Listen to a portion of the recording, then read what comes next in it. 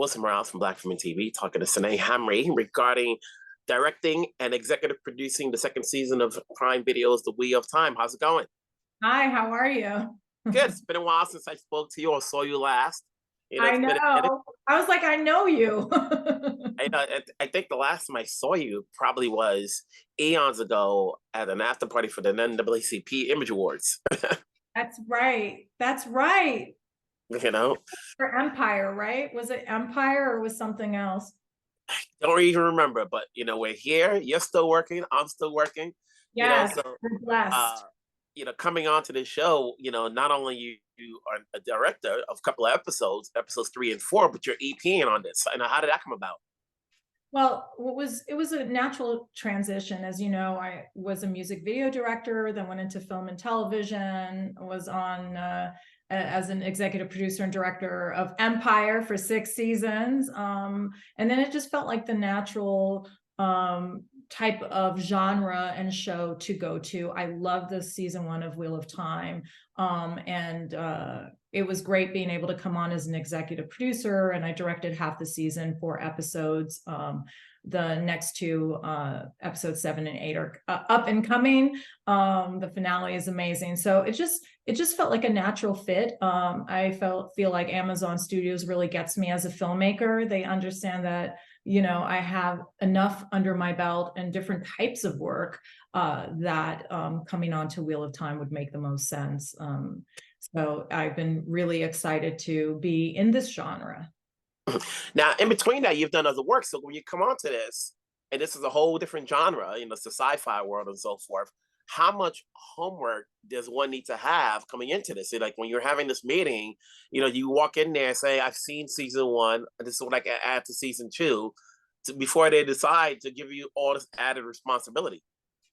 It's really tricky because remember, Wheel of Time is based off of Robert Jordan's books, and they're 14 volumes. So it's like a huge world. And, just meeting on this, I'm always prepped. I believe in really like prep,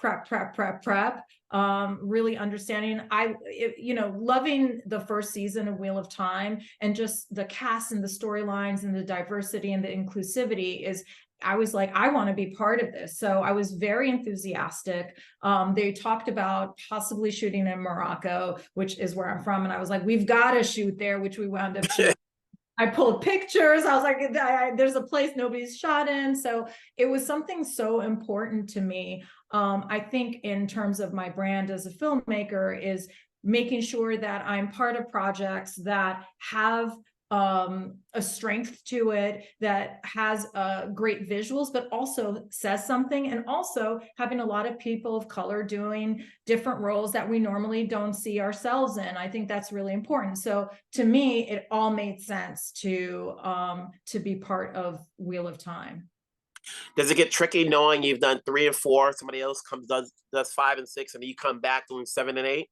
Well, no, because as a producer director, I'm kind of in charge of supervising the overall vision of the entire season. So, I'm there for the director. It's a little tricky because I could be, while they're prepping, I'm filming, but then I do meetings after I wrap at night, or a meeting in the morning, so that I think it's trickier for guest directors to come on a show like that because they have to be filled with all this information. So I feel for them more. Because there's like, oh, the Shan Chen, well, the Shan Chen only do this, they speak this way, they move this way. Like there's just so many elements to that I feel like as a guest director, when they come on, my job along with the other executive producers is to keep get them up to speed. So it was really a group effort. They were big 8 episodes. Mm-hmm. You've done 4 episodes, but this is a whole new genre. How much have you learned skill set wise, directing wise, and producing wise, this genre that helps you out moving forward to whatever you do next? That's such a great question. I think I just learned of how much the skills of doing music videos and directing concerts really helped me be able to kind of fold into creating dynamic visuals. It's always been helpful, but this time I have a piece of material that really needs it. I feel like any of my work, it's about the prep. You have to prep. This was challenging. I had never been to Prague. It's the Czech Republic. It's a different culture. So, I was like, I packed my bags from, in Los Angeles and wound up in Prague, which was already a culture shock for me. Didn't know anybody, none of the actors, none of the crew, none of that. So it's like, I think the challenge is always listening, making sure, understanding what culture you're in, and, just makes you better at what you do. Mhm. And then obviously for fans out there, as they watch these episodes, do you knowing that there's several layers of more stories to come, obviously you're working with the screenwriters and they're doing a good job as to how to map it out. So hopefully, we're gonna get a third season, so that you have to slow things down before audiences go, for those who've read the books, like I know what's gonna happen next, Does that take effect? I mean, I think Rafe Judkins, the showrunner, and the writers did such a great job at like kind of extricating the story points from the books.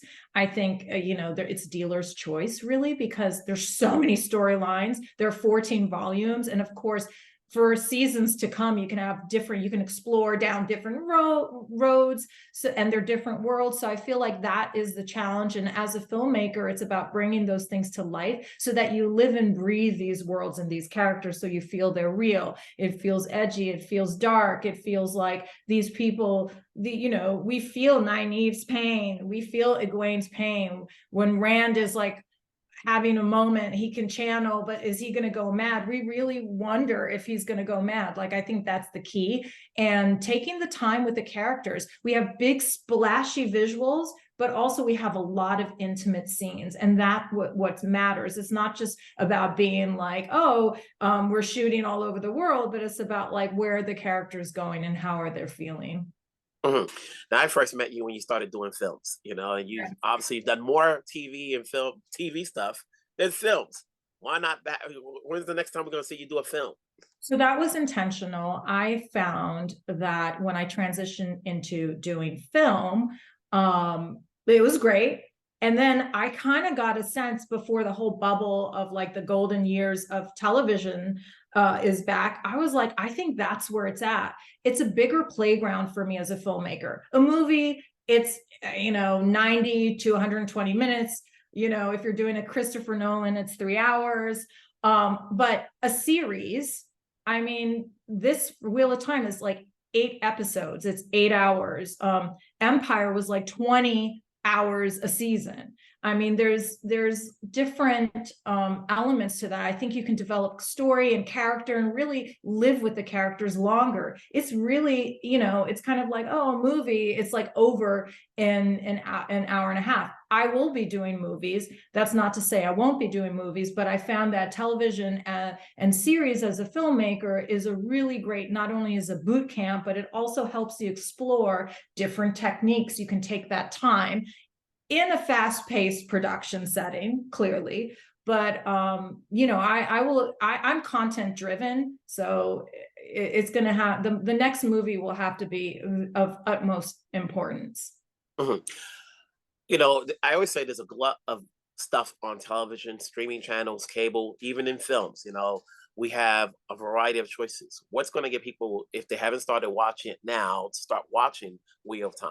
Because I spoke to an actor recently, and he says, the days of channel surfing are over. You have to wait till somebody tells you you should check this out, as opposed to like, we got 800 channels. You don't know what you're going to find. So how do we get people to watch? What's the selling point of Wheel of Time if they don't know anything about the book? Well, Wheel of Time, if you want something where the worlds are like you've never seen before, it's extreme fantasy, lots of action, but a world where women channel and have the power, the Aes Sedais, and that if the men have the power, they wind up in trouble and they could get gentled and they could go mad. It's like dealing with that. And there's also spiritual themes of reincarnation and why are we here? Are the dark ones really bad, or are the good ones really bad? That kind of ambiguity of position is really important. I think there's just so much. There's romance, there's big action sequences, there's everything, but it also deals with themes that are relevant to this day. The Shan Chen they come and invade, just like colonial powers invaded, and they wind up capturing people, just like the colonial powers did in Africa. So I find it very relevant. Mhm. Well, Sanaa, it's a pleasure seeing you again, talking to you. Obviously, when they said, "Oh, she's doing this," it's like, "Oh, sci-fi, that's a new realm for her." But it's all good, I saw your name and I knew, I was like, I know him. And then I saw your face, I'm like, I know him. you know. Always good to be seen. So wherever you're Thank at, you. take care, stay safe, and I'm sure I'll talk to you down the road. Oh, yes, for sure. Thank you.